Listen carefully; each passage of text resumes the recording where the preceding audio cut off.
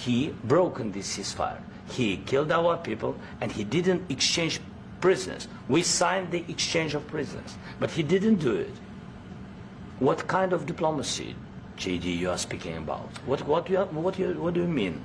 I'm talking about the kind of diplomacy that's going to end the destruction of your country. Yes, but if you Mr. President, with respect, I think it's disrespectful for you to come into the Oval Office and try to litigate this in front of the American media. Right now, you guys are going around and forcing conscripts to the front lines because you have manpower problems. You should be thanking the President for trying to bring an end to this conflict. Have you ever been to Ukraine that you say what problems we have? I have been to. Come once. I've actually watched and seen the stories, and I know what happens is you bring them on a propaganda tour, Mr. President. Do you disagree that you've had problems bringing people into your military? And do you think that it's respectful to come to the Oval Office of the United States of America and attack the administration that is trying to prevent the destruction of your country?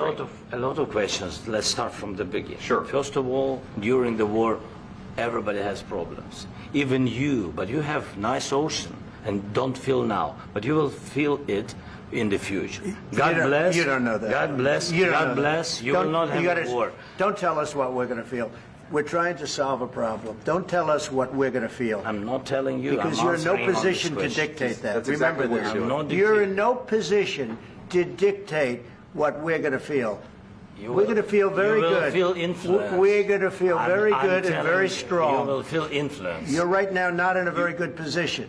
You've allowed yourself to be in a very bad position, and he happens to be right about it. From the very beginning of the war. You're not in a good position. You don't have the cards right now. With us, you start having cards. But right now, you don't. You're playing cards. You're playing cards. You're gambling with the lives of millions of people. You're gambling with World War III. You're gambling with World War III. And what you're doing is very disrespectful to the country, this country. That's back to you. Far more than a lot of people said they should have. Have you said thank you once? This entire meeting? No, in this entire meeting, have you said thank you? You went to Pennsylvania and campaigned for the opposition in October. Offer some words of appreciation for the United States of America and the president who's trying to save your country.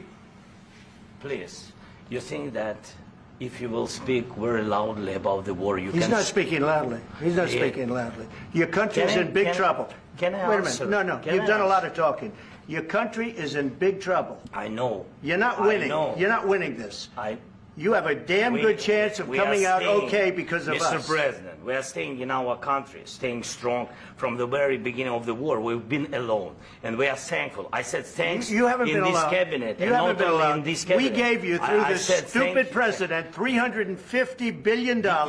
We gave you military equipment, and your men are brave, but they had to use our military. What about if you didn't have our military equipment, if you didn't have our military equipment, this war would have been over in 2 weeks. In 3 days. I heard it from Putin. In 3 days. This is something maybe new. Less. In 2 weeks. Of course, yes. It's going to be a very hard thing to do business like this. Again, I tell you. Just say thank you.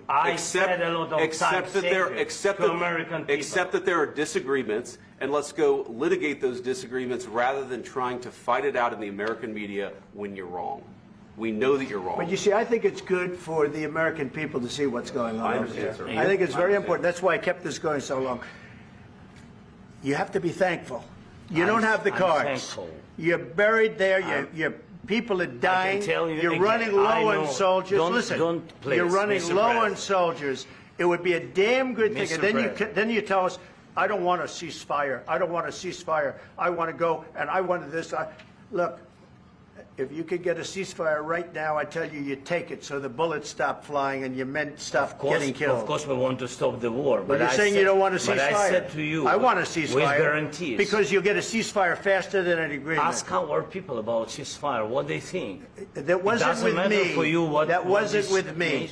That was with a guy named Biden, who was not a smart person. That was with Obama. It was your president. Excuse me. That was with Obama, who gave you sheets, and I gave you javelins. Yes. I gave you the javelins to take out all those tanks.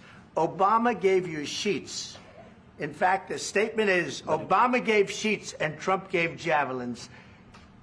You got to be more thankful, because let me tell you, you don't have the cards. With us, you have the cards. But without us, you don't have any cards.